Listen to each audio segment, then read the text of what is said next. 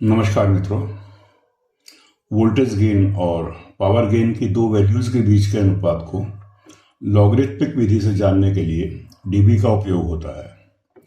Logarithmic विधि में क्या फायदा है, यह वीडियो नंबर 29 में बताया जा चुका है।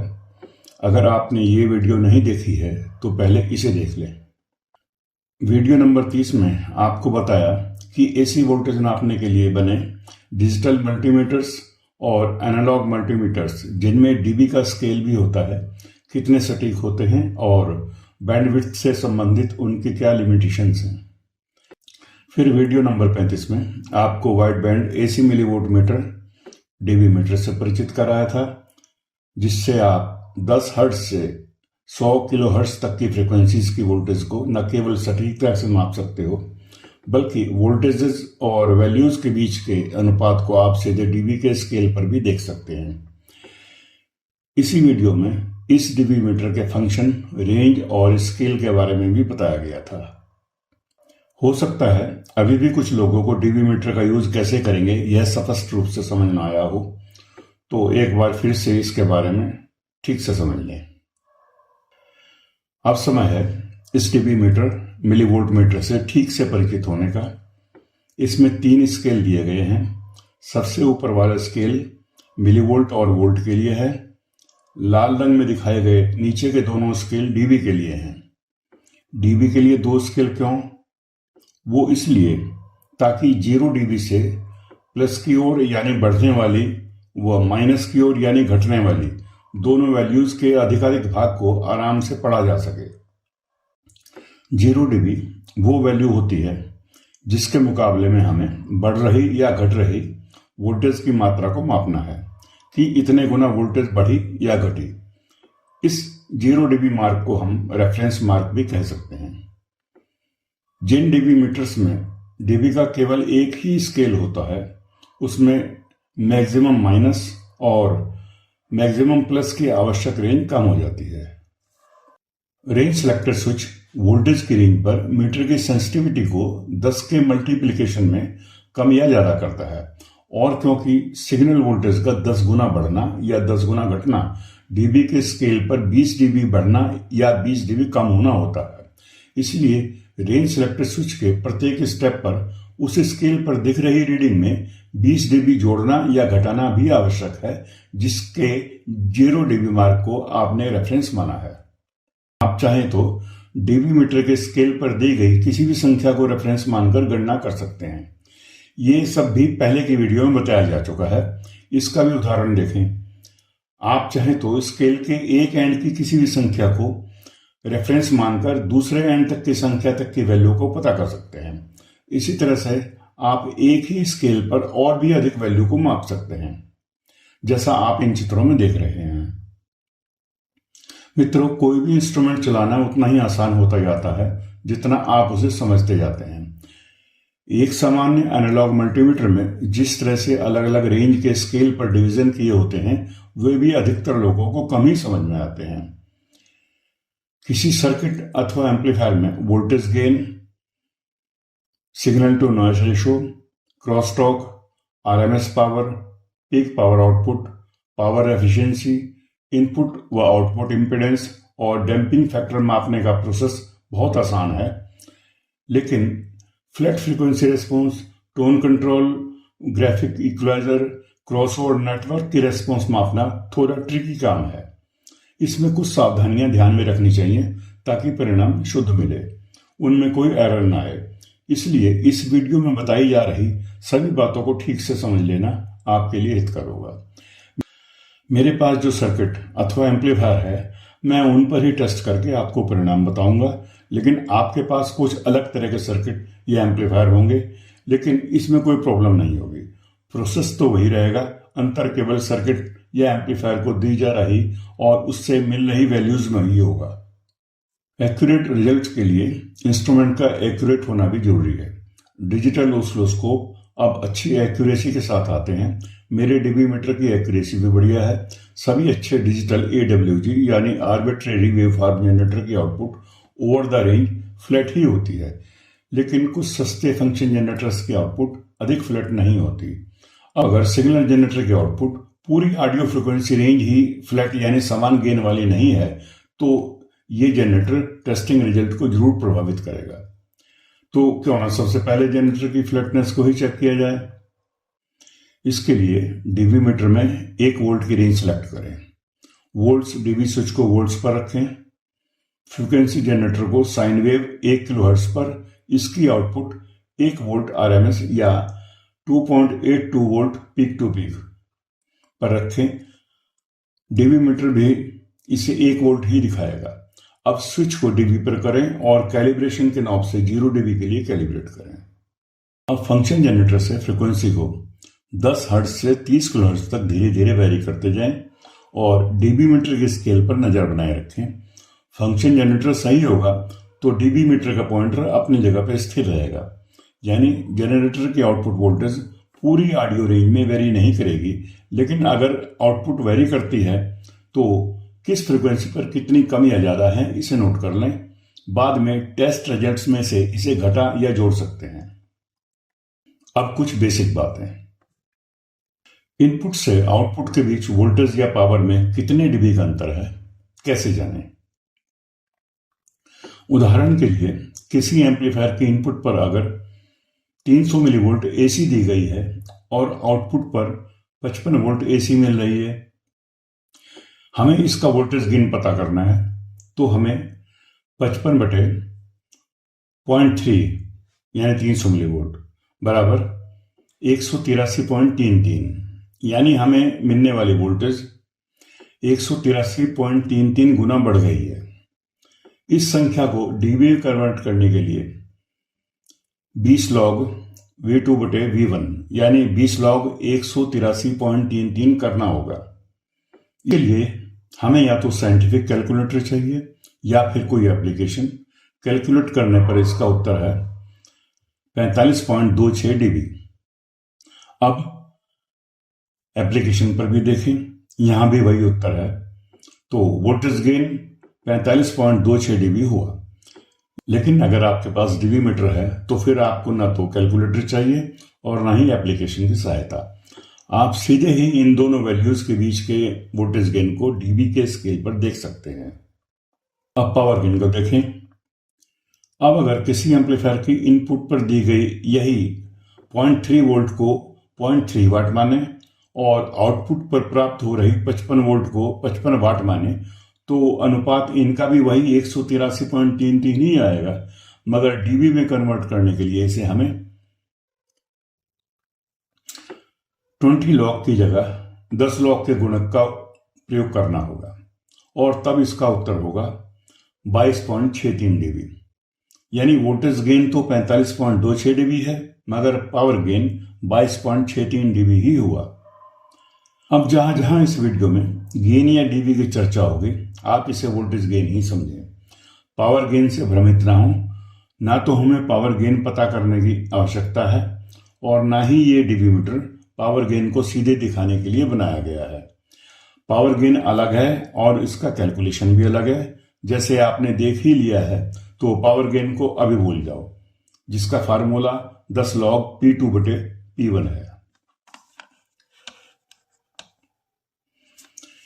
किसी एम्पलीफायर का वोल्टेज गेन कैसे पता करें, इसे चित्रों में ठीक से समझाया गया है। इसके इनपुट पर 200 मिलीवोल्ट 1 किलोहर्ट्ज साइन वेव का सिग्नल देते हैं और आउटपुट पर 1.25 वोल्ट आरएमएस बिना क्लिपिंग के आ रहे हैं और हम ये जानना चाहते हैं कि कितने डीबी वोल्टेज गेन हुआ। तो पहले डीबी मीटर के इनपुट को एम्पलीफायर के इनपुट से जोड़ें। डीबी मीटर के रेंज सिलेक्टर स्विच को 1 वोल्ट की रेंज पर रखें। वोल्ट डीबी सिलेक्टर स्विच को डीबी पर, कैलिब्रेशन नॉब से नीचे वाले डीबी स्केल पर 0 डीबी मार्क पर मीटर के पॉइंटर को ले जाएं। अब 0 डीबी से नहीं हटाना है। इस 0 डीबी मार्क को रेफरेंस पॉइंट कहेंगे। अब डीबी मीटर की इनपुट को एम्पलीफायर के इनपुट से हटाकर एम्पलीफायर की आउटपुट पर मीटर से जोड़ें। उत्तर मिलेगा 15.91 डीबी। इस प्रोसेस को उल्टा करके हम 1.25 वोल्ट आउटपुट को भी रेफरेंस मान सकते हैं। इस अवस्था में इनपुट पर मिल रही वोल्टेज का मान -15.91 डीबी होगा। किसी बड़े एम्पलीफायर के इनपुट से आउटपुट के बीच वोल्टेज का डिफरेंस बहुत अधिक होता है, जैसे इनपुट पर 0.2 वोल्ट और आउटपुट पर 50 वोल्ट। तो इसमें भी मीटर की इनपुट रेफरेंस रेंज 1 वोल्ट ही होगी। मीटर की इनपुट एम्पलीफायर के इनपुट से जोड़कर कैलिब्रेशन की नॉब से नीचे वाले स्केल के 0 dB मार्क पर पॉइंटर को रखें। मीटर को एम्पलीफायर की आउटपुट से जोड़ने से पहले मीटर के रेंज सिलेक्टर स्विच को 100 वोल्ट की रेंज पर लाना होगा। मीटर के नीचे वाले स्केल के 8 dB पर पॉइंटर है और 1 वोल्ट से 100 वोल्ट की रेंज के बीच प्रति स्टेप 20 का अंतर है, तो इसका उत्तर होगा 8 + 20 + 20 = 48 dB। अब कुछ प्रैक्टिकल करने की बारी है। शुरुआत करते हैं इस सिंगल ट्रांजिस्टर के क्लास ए आधारित इन्वर्टेड एम्पलीफायर के सर्किट से। इसकी सप्लाई 18 वोल्ट डीसी है। इसकी इनपुट पर 290 मिलीवोल्ट साइन वेव का सिग्नल देने से इस सर्किट की अनक्लिप्ड आरएमएस मैक्सिमम आउटपुट बिना लोड के 6 वोल्ट है। 10 के ओम के सामान्य लोड पर 4 वोल्ट है और गेन 22.79 dB है। इसका आउटपुट इंपेडेंस 4.9 किलो ओम, जिस पर गेन 20.29 dB है। आवश्यकता होने पर इस सर्किट का आउटपुट इंपेडेंस भी एक्स्ट्रा बफर स्टेज लगाकर कम किया जा सकता है। अब देखते हैं कि आउटपुट और इनपुट इंपेडेंस कैसे पता करते हैं। बहुत आसान है, क्योंकि इस सर्किट की विदाउट लोड आउटपुट 6 वोल्ट है, तो आउटपुट पर जितने ओम की रेजिस्टेंस का लोड लगाने पर इसकी आउटपुट वोल्टेज ठीक आधी रह जाए, वही इसका आउटपुट इंपेडेंस है। लेकिन यह नियम हाई पावर एम्पलीफायर पर लागू नहीं होता। यहाँ तो लोड पर आउटपुट वोल्टेज बिल्कुल भी कम नहीं होनी चाहिए। अगर वोल्टेज थोड़ी सी भी कम होगी तो उसका डैम्पिंग फैक्टर बहुत कम समझा जाता है। लेकिन इनपुट इंपेडेंस चेक करने का पावर एम्पलीफायर सहित सबका तरीका लगभग एक सा है। इनपुट सिग्नल की सीरीज में एक प्रीसेट लगाकर आउटपुट वोल्टेज के आधे होने पर सीरीज रेजिस्टेंस की जो वैल्यू निकले वही इनपुट इंपेडेंस होगी। यहां इस सर्किट में 6.1 किलो ओम की रेजिस्टेंस इनपुट की सीरीज में लगाने पर इस सर्किट की आउटपुट वोल्टेज पर 3 वोल्ट आ रहे हैं। किसी भी एम्पलीफायर की आउटपुट पर जितने भी वोल्ट हों, उनके आधे वोल्ट्स के लिए जितने ओम की रेजिस्टेंस इनपुट की सीरीज में लगानी पड़े वही उसकी इनपुट इंपेडेंस होगी। ध्यान रहे, सिग्नल वोल्टेज और डीबी की मेजरमेंट इसी डीबी मीटर से ही करनी है। Tone control, graphic equalisers, passive या active crossover network, band pass, band stop या किसी भी किस्म के फिल्टर सर्किट के रेस्पॉन्स या वे एम्पलीफायर्स जिनमें ये फिल्टर्स लगे होते हैं, उनकी फ्रीक्वेंसी रिस्पॉन्स अलग अलग तरह से मापी जाती है। लो लेवल के बिना ट्रांसटाइज्ड op amp pre amplifier circuit जिनमें कोई फिल्टर नहीं लगा है, जैसे अभी यहाँ दिखाए गए हैं कि फ्लैट फ्रीक्वेंसी रिस्पॉन्स आप आसानी से माप सकते हैं, इसे आगे बताएंगे। अब एक ड्यूल ओप एम्प NE5532 पर आधारित इन्वर्टेड और नॉन इन्वर्टिंग एम्पलीफायर के पैरामीटर्स भी चेक करते हैं। किसी ट्रांसटाइज सर्किट की तुलना में एक ओप एम्प सर्किट न केवल साइज में छोटा बनता है, बल्कि बहुत सी कंडीशंस में समान गेन वाले ट्रांसटाइज सर्किट से इसका फ्रीक्वेंसी रिस्पॉन्स भी बेहतर होता है। कम कंपोनेंट्स के कारण इसके सर्किट का फिजिकल साइज छोटा होने से नॉइस भी कम आती है। साथ ही ऑपरेशनल एम्पलीफायर का आउटपुट वोल्टेज गेन और इनपुट आउटपुट इंपेडेंस पता करना भी बहुत आसान है। जिस एम्पलीफायर का फ्रीक्वेंसी रिस्पॉन्स चेक करना है, फिर चाहे वह प्री एम्पलीफायर हो या पावर एम्पलीफायर, उसे उसकी 70% के लगभग आउटपुट वोल्टेज पर ही चेक करना बेहतर होता है। प्री एम्पलीफायर है तो उस पर इक्विवेलेंट लोड रेजिस्टेंस लगाएं, और अगर पावर एम्पलीफायर है तो रेटेड पावर के लिए रिकमेंडेड डमी लोड जरूर लगाएं।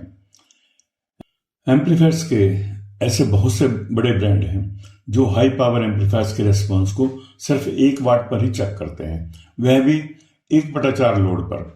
मेरा सोचना है कि जितनी पावर पर इस एम्पलीफायर को फील्ड में परफॉर्म करना है, उतनी आउटपुट पावर पर ही इसे टेस्ट करना चाहिए।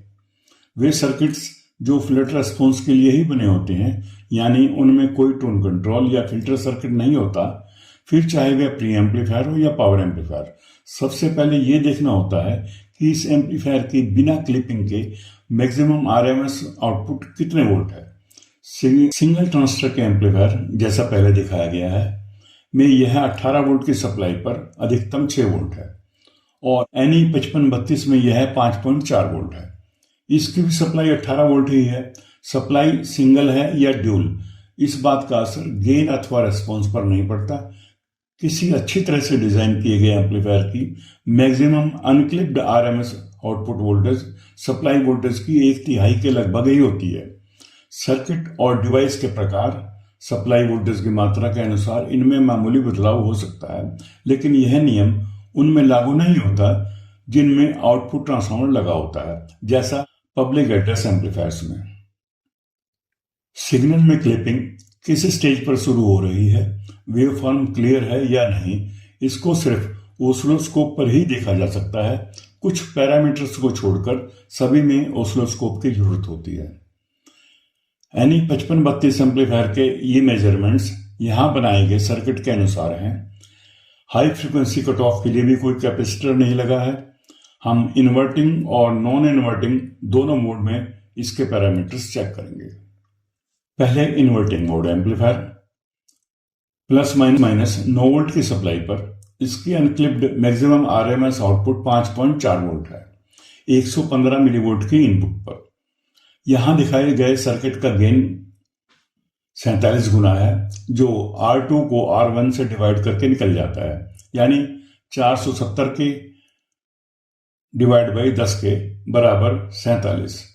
इसे डीबी में कन्वर्ट करें तो यह 33.43 dB होगा। इनपुट पर लगी R1 ही इसकी इनपुट इम्पीडेंस होती है, मतलब इस सर्किट की इनपुट इम्पीडेंस 10 के है। ऑपरेशनल एम्पलीफायर की आउटपुट इम्पीडेंस काफी लो होती है, 5532 की 600 ओम होती है, जो सामान्य कामों के लिए सफिशिएंट है। नॉन इन्वर्टिंग मोड एम्पलीफायर का गेन R2/R1 प्लस 1 से डिसाइड होता है, यानी 470 के डिवाइड बाई 10 के बराबर 47 प्लस 1 बराबर 48 गुना।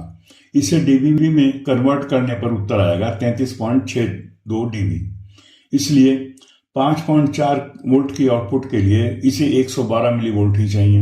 इनपुट इम्पीडेंस इसका भी R3 के बराबर होगा, क्योंकि यहां भी 10 के ही लगी है, सो इनपुट इम्पीडेंस 10 के ही हुआ। के बाद अब फ्रीक्वेंसी रेस्पॉन्स। इस सर्किट के इनपुट पर 1 किलोहर्ट्ज साइन वेव का 90 मिलीवोल्ट सिग्नल देने पर इसकी आउटपुट वोल्टेज 4.23 वोल्ट होगी, जो 5.4 वोल्ट का 78% है। 90 मिलीवोल्ट से थोड़ा कम या ज्यादा भी चलेगा, लेकिन आपको तो किसी दूसरे सर्किट का रेस्पॉन्स देखना होगा। आपके पास अगर ओसिलोस्कोप है तो ज्यादा सिग्नल देने पर क्लिपिंग आपको दिखाई देगी और उसे देखकर आप सिग्नल को कम कर सकते हैं। जिनके पास ओसिलोस्कोप नहीं है तो उनको यह पता होना चाहिए कि मेरे सर्किट की क्लिपिंग कितनी सप्लाई वोल्टेज पर, कितने आउटपुट वोल्टेज पर होगी, ताकि मेजरमेंट्स में कोई एरर ना आए। खैर, अभी तो हम इस ऑपरेशनल एम्पलीफायर को चेक कर रहे हैं जैसा चित्र में दिखाया गया है। इन्वर्टिंग मोड ऑपरेशनल एम्पलीफायर के इनपुट पर लगभग 90 मिलीवोल्ट 1 किलोहर्ट्ज साइन वेव का सिग्नल है। डीबी मीटर की रेंज 1 वोल्ट रहेगी। स्विच डीबी मोड पर ऑपरेशनल एम्पलीफायर के आउटपुट पर डीबी मीटर की इनपुट कैलिब्रेशन नॉब से 0 dB पर पॉइंटर रखें। अब सिर्फ सिग्नल जनरेटर की फ्रीक्वेंसी को ही वेरी करना है। मैंने 1 हर्ट्ज पर सिग्नल -3 dB कम हुआ है। बढ़ते बढ़ते 97 किलोहर्ट्ज पर इसका सिग्नल -3 dB ही कम हुआ है। इस तरह से -3 dB के मानक पर इसका फ्रीक्वेंसी रेस्पॉन्स 3 हर्ट्ज से 97 किलोहर्ट्ज है, ऐसा कह सकते हैं। अगर 20 से 20 किलोहर्ट्ज के पॉइंट पर देखेंगे तो यह 0 dB है। नॉन इन्वर्टिंग मोड पर भी रेस्पॉन्स लगभग इसी के समान है। अब signal to noise ratio, SN ratio और क्रॉस टॉक दोनों को परसेंटेज और dB दोनों में व्यक्त कर सकते हैं। इनको परसेंटेज में निकालना आसान है, बाद में इसे dB में कन्वर्ट किया जा सकता है। इसके लिए वोल्ट dB सिलेक्टर को वोल्टेज मोड पर रखना होगा। किसी भी एम्पलीफायर या सर्किट को उसके पूरी अनक्लिप्ड RMS आउटपुट वोल्टेज के लिए जितनी इनपुट चाहिए उतनी दें। सिग्नल 1 किलोहर्ट्ज साइन वेव का ही होगा। पहले इन्वर्टिंग एम्पलीफायर की SN रेशो देखते हैं। यहां मीटर की 10 वोल्ट की रेंज पर इस सर्किट की आउटपुट 5.4 वोल्ट दिखाई दे रही है। अब सर्किट के इनपुट से सिग्नल हटा दें बिना सिग्नल के मीटर की 10 मिलीवोल्ट की रेंज पर सर्किट की आउटपुट 0.68 मिलीवोल्ट यानी 0.00068 वोल्ट है। 0.00068 बटे 5.4 करके परसेंटेज निकाल लें जो 0.0126% होगी। डीबी में से इसे कैलकुलेट करेंगे तो एसएन रेशो 78 डीबी होगी। नॉन इन्वर्टिंग एम्पलीफायर में भी इसी तरह से निकलेगी। इसमें एसएन रेशो इन्वर्टिंग एम्पलीफायर की अपेक्षा कम है। यहाँ यह 5.4 वोल्ट के मुकाबले सिर्फ 0.4 मिलीवोल्ट ही है यानी 0.0004 बटे 5.4 यानी 0.0074% है या 82.6 डीबी है। अब क्रॉसटॉक। किसी भी स्टीरियो एम्पलीफायर के दोनों चैनल्स या इस ऑपरेशनल एम्पलीफायर के दोनों इंडिपेंडेंट इंटरनल सेक्शन और दोनों के बाहरी सर्किट के कारण एक दूसरे में हस्तक्षेप करना इसे क्रॉसटॉक कहते हैं। यह कम से कम होना चाहिए। ब्रेडबोर्ड पर बने इस सर्किट में यह कितना है जानते हैं। इसे भी ड्यूल ऑपरेशनल एम्पलीफायर के पहले एम्पलीफायर के इनपुट पर वही 1 किलोहर्ट्ज साइन वेव का सिग्नल है और इसके आउटपुट पर भी 5.4 वोल्ट ही है। दूसरे ऑपरेशनल एम्पलीफायर की इनपुट ओपन रहेगी, उस पर कोई सिग्नल नहीं देना है। अब सिर्फ इतना करना है कि वोल्ट मीटर को पहले एम्पलीफायर की आउटपुट से हटाकर दूसरे एम्पलीफायर के आउटपुट पर लगाना है। 10 मिलीवोल्ट की रेंज पर यह 0.95 मिलीवोल्ट है। 0.00095 बटे 5.4 करके रिजल्ट 0.0176% आएगा। डीबी में यह -75 डीबी होगा। अगर किसी बड़े स्टीरियो एम्पलीफायर में क्रॉसटॉक देखना है तो उसकी भी यही विधि है। इसी सर्किट में लगे ट्रांजिस्टर या आईसी का प्रकार, सर्किट का gain, high frequency cut off point, इसकी इनपुट इंपेडेंस और फिजिकल बनावट का सीधा असर एसएन रेशो और क्रॉसटॉक पर पड़ता है। एसएन रेशो और क्रॉसटॉक के ये टेस्ट रिजल्ट सर्किट के ब्रेडबोर्ड पर बने होने के कारण बहुत अच्छे नहीं कहे जा सकते। जरूरत के अनुरूप बने सर्किट के रिजल्ट इससे बहुत बेहतर होते हैं। अब टोन कंट्रोल और फिल्टर आदि की रिस्पॉन्स। लेकिन इससे पहले एक बात और मित्रों, कई बार आप भी सोचते होंगे कि ऑडियो में अधिकतर पैरामीटर्स को मेजर करने के लिए 1 किलोहर्ट्ज को ही क्यों सेंटर फ्रीक्वेंसी माना जाता है। रिलेटेड इक्विपमेंट्स के लिए 20 से 20 किलोहर्ट्ज की रेंज सर्वमान्य है और 1 किलोहर्ट्ज को इस रेंज की सेंटर फ्रीक्वेंसी मान लिया गया है। अगर ऑक्टेव बैंड के हिसाब से गणना करेंगे तो 20 से 20 किलोहर्ट्ज की रेंज की सेंटर फ्रीक्वेंसी 640 हर्ट्ज होती है। अधिकतर मनुष्यों के लिए 30 हर्ट्ज से 16 किलोहर्ट्ज की फ्रीक्वेंसी को ऑडिबल माना जाता है। वास्तव में 1 किलोहर्ट्ज इस रेंज की सेंटर फ्रीक्वेंसी बनती है। देखें चित्र। लेकिन 750 हर्ट्ज से 1500 हर्ट्ज तक का बैंड एम्पलीट्यूड के हिसाब से कानों के लिए अधिक फ्लैट है और इस बैंड के भी सेंटर में 1 किलोहर्ट्ज को एक राउंड फिगर होने के कारण रेफरेंस योग मान लिया गया है। खैर, अब चाहे सेंटर फ्रीक्वेंसी 640 हो या 1000 हर्ट्ज, हमारी मेजरमेंट्स पर इसका कोई खास फर्क नहीं पड़ने वाला है। जिस 2 वे टोन कंट्रोल का सर्किट आप यहां देख रहे हैं उसकी रिस्पॉन्स हम चेक करेंगे। इसकी सप्लाई भी ±9 वोल्ट यानी टोटल 18 वोल्ट ही है। बैक्सेंडल नेटवर्क का एक्टिव बेस टेबल कंट्रोल है। इसमें प्री एम्पलीफायर नहीं लगा है। अपनी अपनी पसंद या जरूरतों के हिसाब से लोगों ने इस नेटवर्क को मॉडिफाई किया है। मैंने भी अपने अनुसार इसमें बदलाव किए हैं। इस सर्किट की न केवल साउंड क्वालिटी बेहतर है बल्कि ऑसिलोस्कोप पर इसकी वेव शेप भी स्मूथ बनती है। ये इसका पीसीबी है। पहले हम इसकी फ्लैट रिस्पॉन्स चेक करेंगे। इसकी इनपुट पर 1 kilohertz square wave 1 volt peak to peak का सिग्नल दिया गया है और आउटपुट पर स्कोप और डीबीमीटर लगे हैं। स्कोप पर दिखाई दे रही वेव फॉर्म को बेस टेबल कंट्रोल से परफेक्ट स्क्वायर वेव की शेप दें, यानी वेव फॉर्म की ऊपर और नीचे की लाइन जितना संभव हो सके उतनी सीधी यानी हॉरिजॉन्टली फ्लैट करने की कोशिश करें। सही रूप से डिजाइन किए गए सर्किट में बेस ट्रेवल कंट्रोल की सेंटर पोजीशन पर wave form perfect square wave होगी। अब बेस ट्रेवल कंट्रोल्स के पोजीशन को हिलाना नहीं है। सिग्नल जनरेटर को 1 किलोहर्ट्ज साइन वेव और 500 मिलीवोल्ट पर कर दें। डीबी मीटर के ऊपर वाले स्केल पर बने 0 डीबी के मार्क पर पॉइंटर को रखें। Generator 10, 20, 50, 100, 300 hertz, 600 hertz, 1 kilo hertz, 3 kilo hertz, 6 kilo hertz, 10 kilo hertz, 12 kilo hertz, 15 kilo hertz, 20 kilo hertz, 25 kilo hertz और 30 किलो हर्ट्ज की स्पॉट फ्रीक्वेंसी पे जो डीबी मीटर में रीडिंग आए उसे नोट करते जाएं। अब आपको पता है कि किस फ्रीक्वेंसी पर कितने डीबी गेन है। आप चाहें तो इस तरह के सेमी लॉग ग्राफ पर इसको अंकित करके रेस्पॉन्स ग्राफ भी बना सकते हैं। इसी तरह से किसी भी ग्राफिक इक्वलाइजर की फ्लैट रेस्पॉन्स को भी चेक कर सकते हैं। ये तो थी फ्लैट रेस्पॉन्स की बात। अब बेस ट्रेवल सर्किट किस फ्रीक्वेंसी पर कितना गेन कट या बूस्ट कर रहे हैं इसे चेक करेंगे। पहले बेस ट्रेवल की कट पोजीशन पर गेन देखते हैं।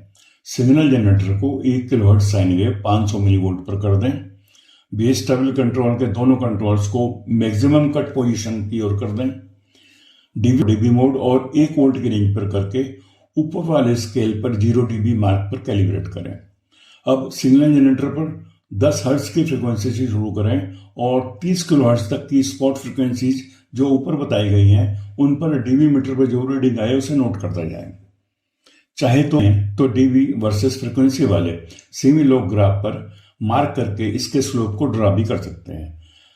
मैंने ये सभी रिस्पॉन्स ग्राफ ऑसिलोस्कोप के बॉडी प्लॉट फंक्शन की सहायता से बनाए हैं। पहले मैं सभी तरह के रिस्पॉन्स ग्राफ कोरल ड्रॉ द्वारा इसी तरह के ग्राफ पर भी बनाता था, जैसा आपने बहुत सी वीडियो में देखा भी होगा। अब इस 2 वे टोन कंट्रोल का मैक्सिमम बूस्ट पोजीशन पर किस फ्रीक्वेंसी पर कितना गेन है यह देखते हैं। इस बार 1 किलो साइकिल का सिग्नल सिर्फ 100 मिलीवोल्ट ही देना है। बेस ट्रेवल कंट्रोल को मैक्सिमम बूस्ट पोजीशन पर रखें। डीबी मीटर की रेंज 100 मिलीवोल्ट होगी। मीटर के नीचे वाले स्केल पर 0 डीबी मार्कर पॉइंटर को रखें। सिग्नल जनरेटर की फ्रीक्वेंसी को 10 हर्ट्ज से 30 किलो हर्ट्ज तक वेरी करते हुए ऊपर बताई गई स्पॉट फ्रीक्वेंसी पर कितना गेन बढ़ रहा है ये नोट करते जाएं। लोअर और हायर साइड की फ्रीक्वेंसी पर अगर गेन 16 डीबी से अधिक हो तो मीटर की रेंज 1 वोल्ट कर लें और मीटर पर जो रीडिंग आए उसमें 20 डीबी और जोड़ लें।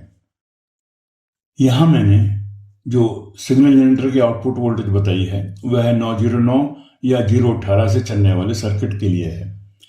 इससे कम सप्लाई वोल्टेज पर चलने वाले सर्किट के लिए विशेष तौर पर बेस ट्रेवल के बूस्ट पोजीशन के लिए 100 मिलीवोल्ट से कम सिग्नल की आवश्यकता होगी। इस कंडीशन में इस तरह के सर्किट में 10 से 50 हर्ट्ज और 12 किलो हर्ट्ज से 20 किलो हर्ट्ज तक की फ्रीक्वेंसी बैंड पर गेन कई गुना बढ़ जाता है। इसलिए सिग्नल उतना ही देना होगा जितने पर किसी भी फ्रीक्वेंसी पर क्लिपिंग ना हो। फ्लैट और बेस ट्रेवल कट की पोजीशन पर नॉर्मली ऐसी प्रॉब्लम नहीं होती। कंट्रोल की तरह से ही 3 वे टोन कंट्रोल को भी चेक कर सकते हैं। 5 या इससे अधिक बैंड के इक्वलाइजर्स में फ्लैट फ्रीक्वेंसी रिस्पॉन्स को इसी तरह से 1 किलोहर्ट्ज स्क्वायर वेव सिग्नल देकर किया जाएगा, जैसा पहले बताया जा चुका है। कट या बूस्ट पोजीशन का रिस्पॉन्स जानना भी मुश्किल नहीं है। इक्वलाइजर की फ्लैट पोजीशन पर 100 मिलीवोल्ट साइन वेव का सिग्नल देकर मीटर की 100 मिलीवोल्ट रेंज पर नीचे वाले स्केल पर 0 डीबी पर कैलिब्रेट कर लें। अब बारी बारी से एक एक स्लाइडर की बूस्ट पोजीशन पर उसका अधिकतम गेन किस फ्रीक्वेंसी पर है और कितना है नोट करते जाएं। इस तरह से न केवल गेन बल्कि उस स्लाइडर की एक्चुअल स्पॉट फ्रीक्वेंसी का भी पता लग जाएगा। इसी तरह से प्रत्येक स्लाइडर को बारी बारी से कट पोजीशन पर रखकर ऊपर वाले स्केल पर गेन लॉस भी चेक कर सकते हैं। पर्टिकुलर बैंड का एनालिसिस करके उसकी ऑक्टेव फ्रीक्वेंसी पर उसका क्या रिस्पॉन्स है पता करके आप उसका क्यू भी जान सकते हैं। फिल्टर्स कई तरह के होते हैं, बैंड पास, बैंड स्टॉप, लो पास, हाई पास और स्पीकर सिस्टम में लगने वाले आरएलसी पैसिव क्रॉसओवर नेटवर्क। इनमें भी अलग अलग प्रकार हैं और देखा जाए तो टोन कंट्रोल व ग्राफिक इक्वलाइजर भी इन्हीं में से एक है। सुविधा के लिए हम इनको दो भागों में बांट सकते हैं, एक जिनका वोल्टेज गेन यूनिटी है और दूसरे वे जिनमें वोल्टेज गेन भी होता है। सबसे अधिक प्रयोग में आने वाले फिल्टर्स हैं लो पास, हाई पास और बैंड पास। इनमें एक्टिव और पैसिव दोनों तरह के फिल्टर्स बहुत यूज होते हैं। इनमें first order, second order, third order और फोर्थ ऑर्डर की कैटेगरी भी होती है। फर्स्ट ऑर्डर की अपेक्षा फोर्थ ऑर्डर में कट ऑफ फ्रीक्वेंसी के बाद फ्रीक्वेंसी रोल ऑफ तेजी से होता है, यानी फोर्थ ऑर्डर फिल्टर अधिक प्रभावी ढंग से अनवांटेड फ्रीक्वेंसी को अटेन्युएट करता है। अब यहाँ सबसे अधिक प्रयोग किए जाने वाले लो पास, हाई पास और बैंड पास फिल्टर्स के रेस्पॉन्स टेस्ट करेंगे। ये सेकंड ऑर्डर सेलेन की एक्टिव फिल्टर्स हैं। फिल्टर चाहे जिस भी टाइप का हो, आईसी बेस्ड हो या ट्रांजिस्टर बेस्ड, किसी भी ऑर्डर का हो, टेस्ट करने का तरीका सबका एक जैसा है। पास फिल्टर, यह है इसका सर्किट। इस लो पास फिल्टर को अधिकतर लोगों ने सबवूफर के लिए लगाया है। इन सभी फिल्टर्स के इनपुट पर 1 वोल्ट साइन वेव का सिग्नल दिया गया है और आउटपुट पर ऑसिलोस्कोप और डिवीमीटर लगा है। क्योंकि ये लो पास फिल्टर है, इसलिए हमें पहले ये देखना है कि किस फ्रीक्वेंसी के बाद से इसका गेन कम होना शुरू होता है। 10 हर्ट्ज से 40 हर्ट्ज तक का सिग्नल एक जैसा है। फ्रीक्वेंसी 40 हर्ट्ज से बढ़ने पर सिग्नल धीरे धीरे कम होना शुरू होता है, इसलिए 40 हर्ट्ज पर 0 dB मार्क के लिए कैलिब्रेट करेंगे। अब फ्रीक्वेंसी बढ़ाते जाएं और नोट करते जाएं कि किस फ्रीक्वेंसी पर इसका गेन कम होकर -3 dB हो जाता है। यहाँ 112 हर्ट्ज पर इसका गेन -3 dB हुआ है, तो 112 हर्ट्ज ही इस फिल्टर की कट ऑफ फ्रीक्वेंसी कहलाएगी। आवश्यकता हो तो -6, -9 और -12 dB गेन किन किन फ्रीक्वेंसीज पर है नोट करके रेस्पॉन्स ग्राफ भी बना सकते हैं। मैंने इन सब का रेस्पॉन्स बॉडी प्लॉट पर जनरेट किया है। हाई पास फिल्टर, यह है इसका सर्किट। यहां हमें पहले यह देखना है कि किस फ्रीक्वेंसी से पहले इसका गेन कम होना शुरू होता है। यहां फ्रीक्वेंसी 10 किलोहर्ट्ज से कम होने पर धीरे धीरे गेन कम होना शुरू होता है, तो हम 10 किलोहर्ट्ज पर ही 0 dB को कैलिब्रेट करेंगे। अब फ्रीक्वेंसी को कम करते जाएं और -3 dB पर फ्रीक्वेंसी नोट कर लें। यहाँ ये -3 dB पर फ्रीक्वेंसी है 480 हर्ट्ज, तो इस हाई पास फिल्टर की कट ऑफ फ्रीक्वेंसी भी 480 हर्ट्ज हुई। और बैंड पास फिल्टर, यह है इसका सर्किट। इसे मैंने हाई पास फिल्टर के बाद एक दूसरा लो पास फिल्टर सीरीज में जोड़कर बनाया है। इनपुट वही 1 वोल्ट साइन वेव। इसमें बैंड के दोनों ओर की फ्रीक्वेंसी का पता करना है, इसलिए हमें पहले यह देखना है कि किस फ्रीक्वेंसी से किस फ्रीक्वेंसी तक गेन एक जैसा रहता है। यहां हम देख रहे हैं कि 1 किलोहर्ट्ज से 10 किलोहर्ट्ज तक गेन एक समान है, तो पहले हम 5 किलोहर्ट्ज पर 0 dB के लिए कैलिब्रेट करेंगे। पहले बैंड के लोअर साइड की कट ऑफ फ्रीक्वेंसी देखते हैं। यहाँ -3 dB पर यह फ्रीक्वेंसी 480 हर्ट्ज है और बैंड के अपर साइड की फ्रीक्वेंसी -3 dB पर 3.9 किलो हर्ट्ज है। तो अब हम ये कह सकते हैं कि 480 हर्ट्ज से 3.9 किलो हर्ट्ज तक का यह बैंड पास फिल्टर है और यह है इस बैंड पास फिल्टर का रेस्पॉन्स ग्राफ। स्पीकर सिस्टम के लिए पैसिव क्रॉसओवर नेटवर्क, एक true audio speaker system design करना सबसे अधिक मुश्किल समझता हूं। ऐसे अनेक एम्पलीफायर मिल जाएंगे जिनकी फ्लैट फ्रीक्वेंसी रिस्पॉन्स 0 dB पर 20 से 20 किलो हर्ट्ज है, लेकिन शायद ऐसा कोई स्पीकर सिस्टम नहीं होगा जिसका रेस्पॉन्स 20 से 20 किलो हर्ट्ज तक ट्रू फ्लैट हो और जो कंप्लीट ऑडियो स्पेक्ट्रम को जिसका तस रिप्रोड्यूस कर सके। लोग स्पीकर सिस्टम में ही सबसे ज्यादा एक्सपेरिमेंट करते हैं, इसलिए अगर स्पीकर की फ्रीक्वेंसी से मैच करते हुए नेटवर्क ना हो तो संतुष्टि नहीं मिलती। अब नेटवर्क का रेस्पॉन्स कैसे मापे ये देखते हैं। किसी ऐसे एम्पलीफायर की जरूरत होगी जिसकी फ्लैट फ्रीक्वेंसी रेस्पॉन्स 20 से 20 किलो हर्ट्ज हो। 0 dB पर ना सही -1 -2 dB भी चलेगा, लेकिन आपको पता होना चाहिए कि एम्पलीफायर की रेस्पॉन्स इस फ्रीक्वेंसी पर इतनी है ताकि फाइनल रिजल्ट्स में से उस संख्या को जोड़ या घटा सकें। एम्पलीफायर की पावर आउटपुट 50 वाट भी काफ़ी होगी। अधिक पावर का एम्पलीफायर है तो भी कोई प्रॉब्लम नहीं है। अधिकतर लोग टू वे स्पीकर सिस्टम और बेस टॉप यूज करते हैं, यानी सबवूफर से स्पीकर और ट्विटर तक। यहां इसे 3 वे क्रॉसओवर नेटवर्क से समझेंगे तो अधिक सही रहेगा, पूरी रेंज कवर हो जाएगी।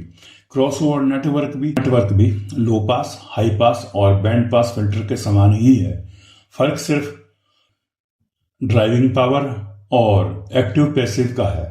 रेस्पॉन्स टेस्ट करने का तरीका भी ठीक वैसा ही है। आपका नेटवर्क अगर टू वे है तो बैंड पास फिल्टर को भूल जाएं। इसके लिए बूफर, स्पीकर और ट्विटर की इंपीडेंस के बराबर ओम के डमी लोड की आवश्यकता होगी। यह एक 3 वे क्रॉसओवर का सैंपल सर्किट है और यह इसका आइडियल रेस्पॉन्स ग्राफ है। इसमें बताई गई कट ऑफ फ्रीक्वेंसीज और स्पीकर इंपीडेंस केवल उदाहरण के लिए है। आपका क्रॉसओवर इससे अलग हो तो भी मापने का तरीका यही रहेगा।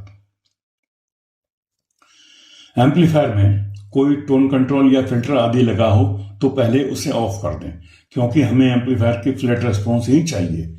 पहले एम्पलीफायर के इनपुट पर उतने वोल्ट का साइन वेव सिग्नल दें जिससे एम्पलीफायर के आउटपुट पर 10 से 15 वोल्ट RMS के बीच मिल सके। एम्पलीफायर की आउटपुट को क्रॉसओवर नेटवर्क के इनपुट से जोड़ें।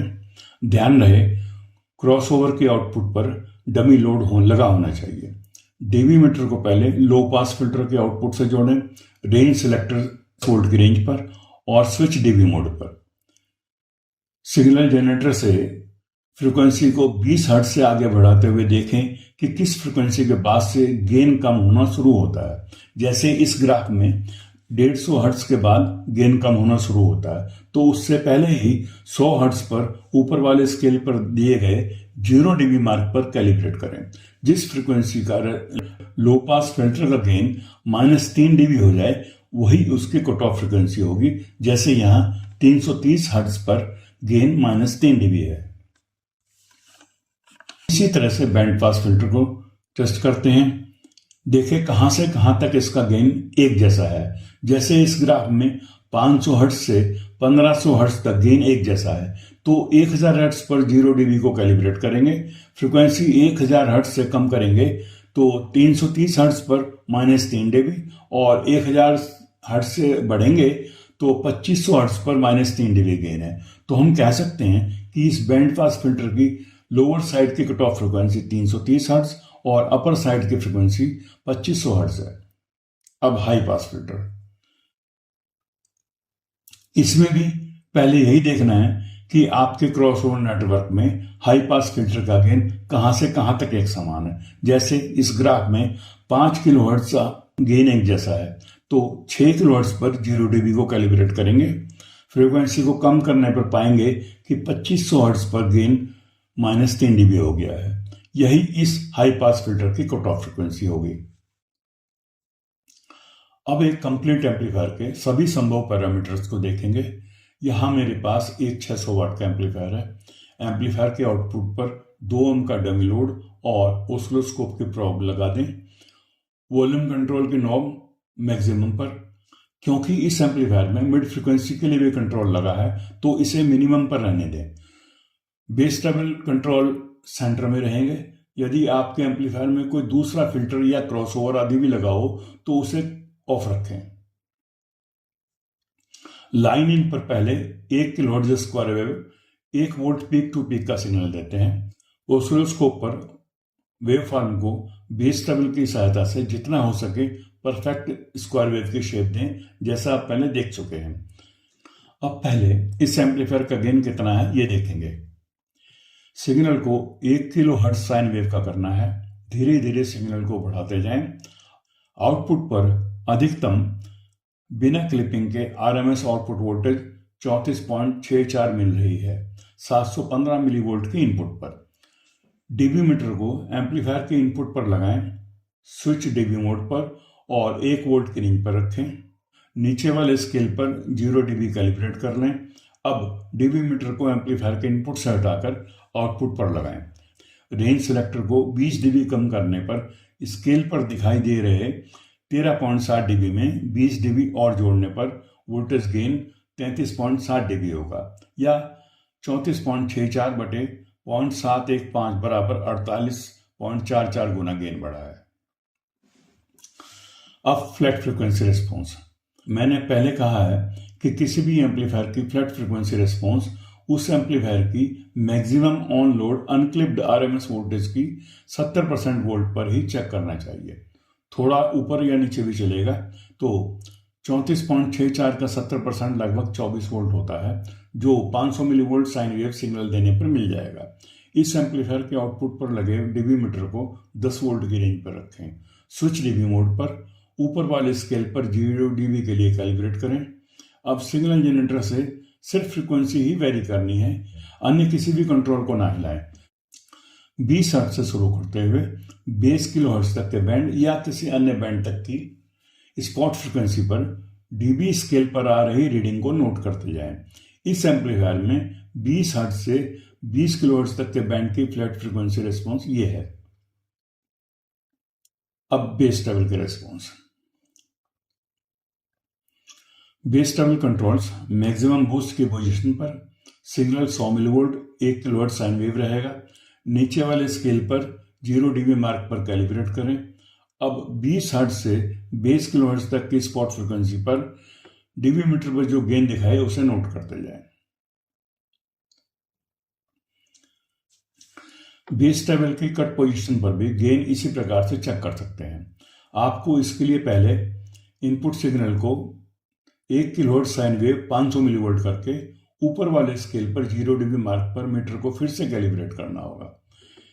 यहां इस चार्ट में इस एम्पलीफायर की फ्लैट बेस टेबल बूस्ट और कट की रिस्पॉन्स को दिखाया गया है। अब सिग्नल टू नॉइस रेशो, इसे हम परसेंट या डीबी दोनों में देख सकते हैं। हमें पता है कि इस एम्पलीफायर की maximum RMS output 34.64 volt RMS है। अब ओपन इनपुट यानी बिना कोई इनपुट दिए इस एम्पलीफायर के आउटपुट पर यदि कोई एसी वोल्ट आ रही है तो उसे नोट कर लें। यहां इस एम्पलीफायर में 1.2 मिलीवोल्ट आ रही है, तो 0.0012 बटे 34.64 करके परसेंटेज पता कर सकते हैं। 0.00346% इसका उत्तर होगा।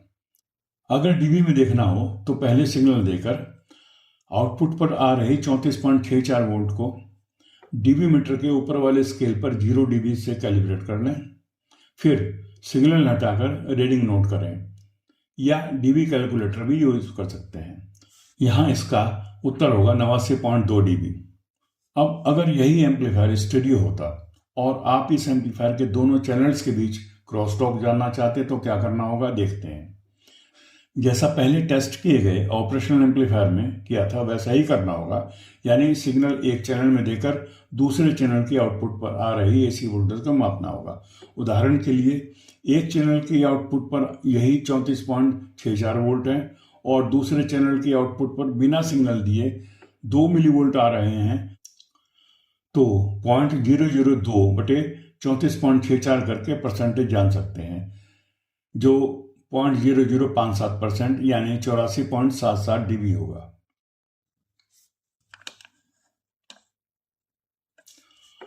अब टीएसडी यानी टोटल हार्मोनिक डिस्टॉर्शन।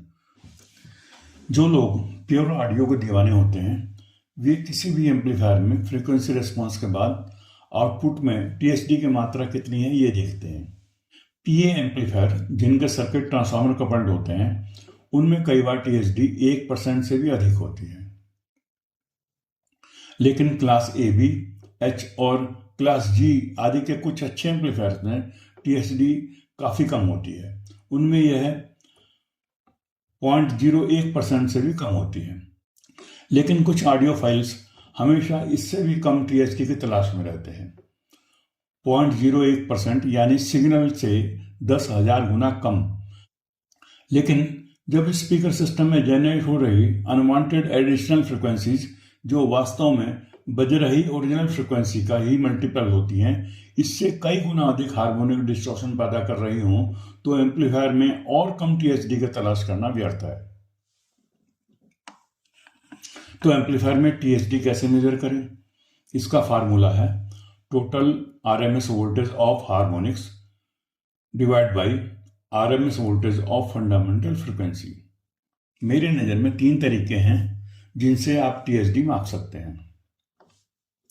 पहला, एक अच्छे ऑसिलोस्कोप द्वारा जिसमें FFT फंक्शन हो और वह TSD मापने में भी सक्षम हो।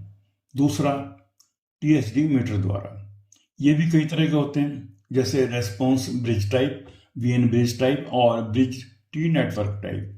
देखने में तो ये सर्किट आसान लगते हैं, लेकिन एक अच्छा TSD मीटर सस्ता नहीं मिलता, क्योंकि इनको एक्यूरेट और स्टेबल बनाना आसान नहीं है। और फिर चाहे FFT फंक्शन से या TSD मीटर से TSD मेजर करनी हो, तो आपको एक ऐसे सिग्नल सोर्स की आवश्यकता होगी जिसमें TSD 0.01% से भी कम हो। मेरे पास सिगलेंट SDG 805 सिग्नल जनरेटर है, जो एक अच्छा जनरेटर है, लेकिन साइन वेव पर उसकी TSD भी 0.2% है। 0.01% या इससे भी कम TSD का सिग्नल जनरेटर मिलना आसान नहीं है। मैंने भी एक TSD मीटर बनाया है जिसमें लो नॉइस 1 किलोहर्ट्ज का फिक्स फ्रिक्वेंसी सिग्नल सोर्स है, लेकिन वह भी 0.013% से कम नहीं बन पाया है। और तीसरा तरीका है जो मुझे सबसे सस्ता और आसान लगा, वह है PC बेस्ड सॉफ्टवेयर द्वारा। इसमें कंप्यूटर के अलावा एक सामान्य USB इंटरफेस की जरूरत होगी, जो लगभग 3000 रुपये में मिल जाता है। ये सॉफ्टवेयर है REW और विजुअल एनालाइजर यानी VA32। मैंने दोनों को यूज़ किया है। VA32 टोटली फ्री है और इसमें कई तरह के टेस्ट जैसे टोन कंट्रोल के रिस्पॉन्स, फ्लैट रिस्पॉन्स आदि चेक कर सकते हैं, लेकिन REW के कुछ फीचर्स ही फ्री हैं। अगर बहुत अधिक एक्यूरेसी की जरूरत ना हो तो इनको यूज किया जा सकता है और इनके साथ किसी सिग्नल सोर्स की भी आवश्यकता नहीं है। इस एम्पलीफायर की TSD काफ़ी दिनों पहले मैंने इन्हीं सॉफ्टवेयर से चेक की थी, तब यह 0.036% थी। अभी मेरे पास उसका ना तो स्क्रीनशॉट है और ना ही USB इंटरफेस, ताकि आपको फिर से दोबारा दिखा सकूं। और अब पावर आउटपुट चाहे RMS हो या पीक, दोनों को मापने का एक ही फार्मूला है, voltage square divide by load resistance. Recommended AC supply voltage और रिकमेंडेड लोड पर एम्पलीफायर के आउटपुट टर्मिनल पर बिना क्लिपिंग के मिल रही 1 किलोहर्ट्ज साइन वेव की अधिक से अधिक वोल्टेज की मात्रा को उसी से गुना करके लोड रेजिस्टेंस से डिवाइड करेंगे तो हमें उस एम्पलीफायर की RMS पावर पता लग जाएगी। जैसे इस एम्पलीफायर की 2 ओम के लोड पर बिना क्लिपिंग के मैक्सिमम आउटपुट वोल्टेज 34.64 वोल्ट है, तो 34.64 गुना 34.64 बराबर 1199.929 यानी लगभग 1200/2 बराबर 600 वाट RMS। अब पीक आउटपुट पावर, यहां आपको 1 किलोहर्ट्ज साइन वेव की जगह 1 किलोहर्ट्ज स्क्वायर वेव का उतना सिग्नल देना है जिससे अधिक से अधिक आउटपुट वोल्टेज मिल सके। इस एम्पलीफायर में ऑटो गेन लिमिटर लगा है, इसलिए यहां इस एम्पलीफायर की maximum square wave output 39 volt ही मिलेगी। तो 39 गुना 39 बराबर 1521/2 बराबर 760.5 वाट इस एम्पलीफायर की पीक पावर आउटपुट हुई। अब डैम्पिंग फैक्टर सबसे अधिक कंफ्यूजिंग सब्जेक्ट है। बहुत से लोग अलग अलग तरह से इसको कैलकुलेट करते हैं। एम्पलीफायर अगर 2 ओम पर 4000 वाट का भी है तो वे 8 ओम पर सिर्फ 1 वाट के आउटपुट पर ही डैम्पिंग फैक्टर चेक करते हैं, यानी लोड ना के बराबर। तभी वे डैम्पिंग फैक्टर को 3000 लिखने में भी संकोच नहीं करते। लेकिन मेरी सोच इससे अलग है। मैं फुल लोड और फुल पावर पर इसे चेक करता हूं और इस फार्मूले से कैलकुलेट करता हूं। यहां इस एम्पलीफायर में V ओपन 34.6, V लोड 34.55 और R लोड 2 है, तो इसके अनुसार इस एम्पलीफायर का डैम्पिंग फैक्टर 692 है। इन सब के बाद एक पैरामीटर और बचा है, वह है पावर एफिशिएंसी। इसका सीधा सा सूत्र है आउटपुट पावर बटे इनपुट पावर करके परसेंटेज निकाल सकते हैं। इसमें आपको ये भी ध्यान रखना है कि ये एफिशिएंसी आरएमएस पावर की है या पीक पावर की, और आप एसी सप्लाई पर इसे नाप रहे हैं या एम्पलीफायर की इंटरनल डीसी सप्लाई पर, क्योंकि एसी सप्लाई से मापने पर एफिशिएंसी कुछ कम होगी। जितना आवश्यक था उतना मैंने आपके सामने रखा है। आगे कभी संभव हुआ तो आपसे फिर से बात होगी। जिन मित्रों ने धैर्यपूर्वक इस वीडियो को देखा और समझा, उन सबका धन्यवाद और नमस्कार। हाई क्वालिटी ऑडियो एम्पलीफायर और इससे संबंधित सर्किट्स में रुचि रखने वालों के लिए एक व्हाट्सएप ग्रुप भी है, जिसमें मेरे द्वारा डिजाइन किए गए क्लास AB एम्पलीफायर व अन्य प्रकार के सर्किट PCB डिजाइन्स के PDF आप प्राप्त कर सकते हैं और इन्हीं से संबंधित अपने प्रश्नों के उत्तर भी पा सकते हैं। क्लास D और क्लास H जैसे निम्न क्वालिटी वाले एम्पलीफायर्स में रुचि रखने वाले कृपया संपर्क ना करें। इस ग्रुप का सदस्यता शुल्क 100 रुपये प्रति माह या 1100 रुपये प्रति वर्ष है। अपनी सुविधा अनुसार मासिक या वार्षिक आप कैसे भी दे सकते हैं। जो इच्छुक हों वे यहाँ दिए गए गूगल पे QR कोड पर धनराशि जमा करके और व्हाट्सएप QR कोड को स्कैन करके think analog for you group के सदस्य बन सकते हैं। वीडियो देखने के लिए धन्यवाद।